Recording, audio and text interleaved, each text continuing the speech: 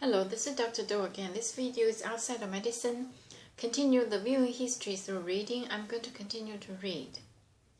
But if, when the priest examines this kind of sore, it does not seem to be more than skin deep, and there is no black hair in it, then the priest is to put the infected person in isolation for 7 days.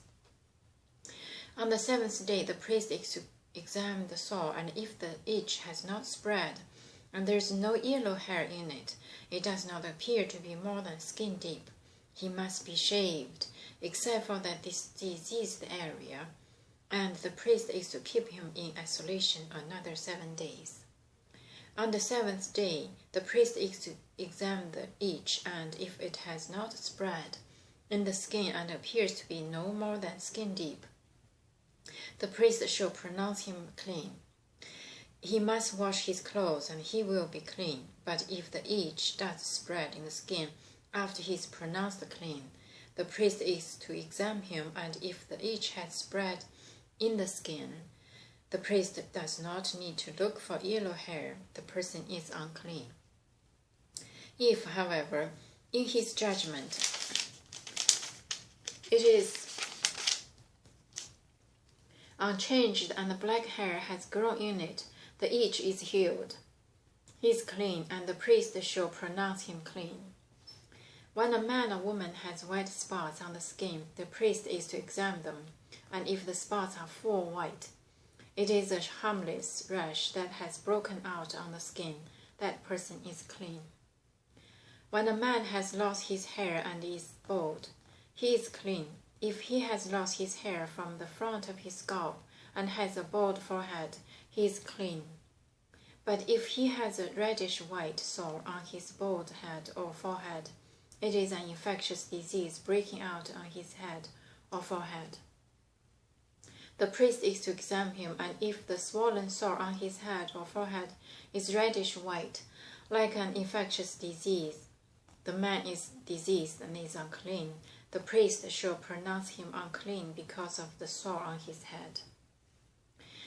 The person that with such an infectious disease must wear torn clothes. Let his hair be unkempt. Cover the lower part of his face and cry out, "Unclean, unclean." As long as he has the infection, he remains unclean. He must live alone. He must live outside the camp.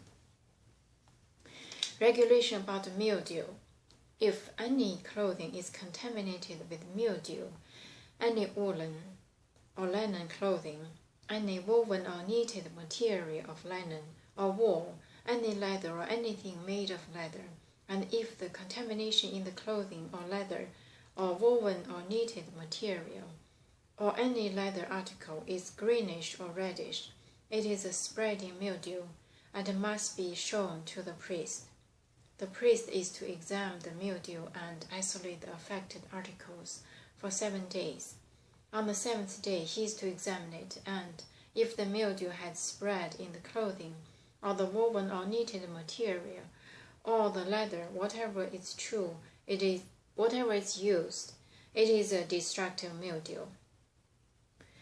The article is unclean.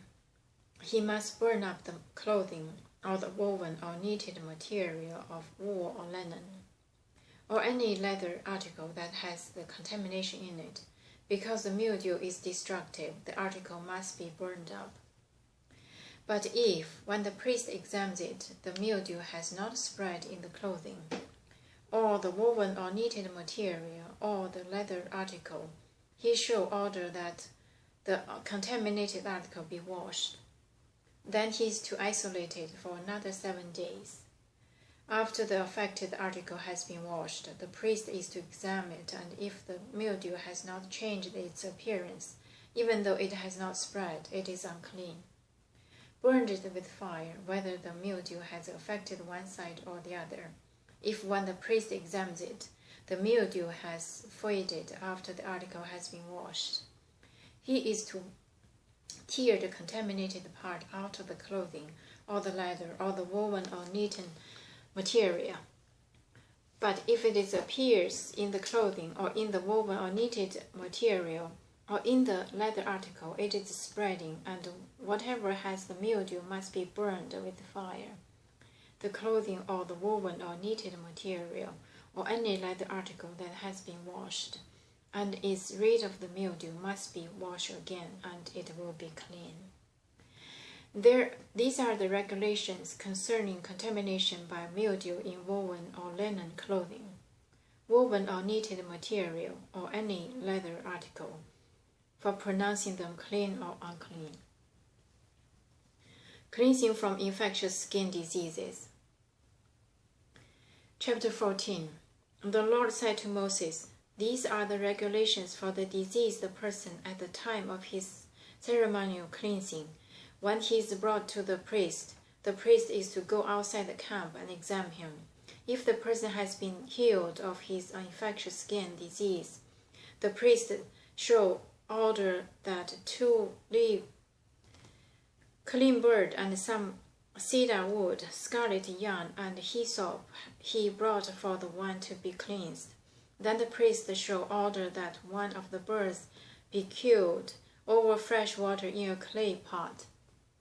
He is then to take the live bird and dip it, together with the cedar wood and the scarlet yarn and hyssop, into the blood of the bird that was killed over the fresh water.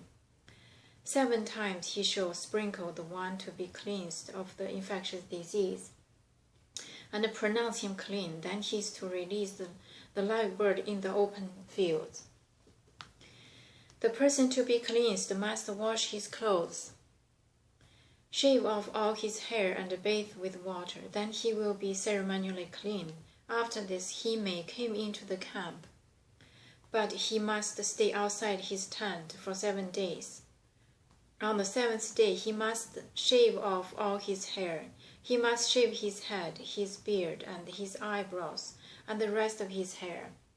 He must wash his clothes and bathe himself with water, and he will be clean. On the 8th day he must bring 2 male lambs and 1 ewe lamb, a year old, each without defect, along with 3/10 of ephah of fine flour mixed with oil for a grain offering, and 1 log of oil. The priest who pronounces him clean shall present both the one to be cleansed and his offerings before the Lord at the entrance to the tent of meeting. Then the priest is to take 1 of the male lamb and offer it as a guilt offering, along with log of oil. He shall wave them before the Lord as a wave offering. He is to slaughter the lamb in the holy place where the sin offering and the burnt offering are slaughtered. Like the sin offering, the guilt offering belongs to the priest. He is most holy. The priest is to take some of the blood of the guilt offering and put it on the lobe of the right ear of the one to be cleansed, on the thumb of his right hand, and on the big toe of his right foot. I'm going to stop here today and continue next time. Thank you for watching.